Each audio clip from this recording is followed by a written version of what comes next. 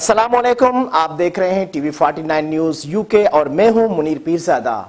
आइए आपको ले चलते हैं आज की खबर की जानिब।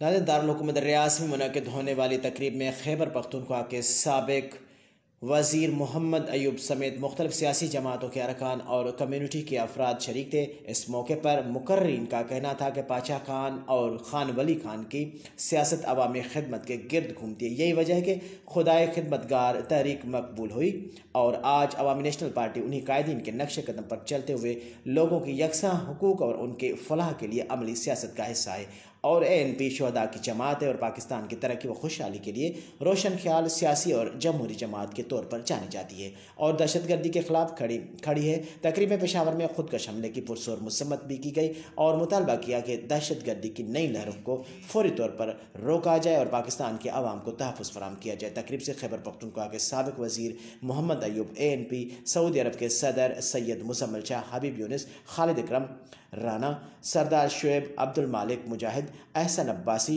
हाफिज़ खान, सरदार शुएब, मुमताज़ खान समेत दीगर अफराद ने इज़हार ख्याल किया।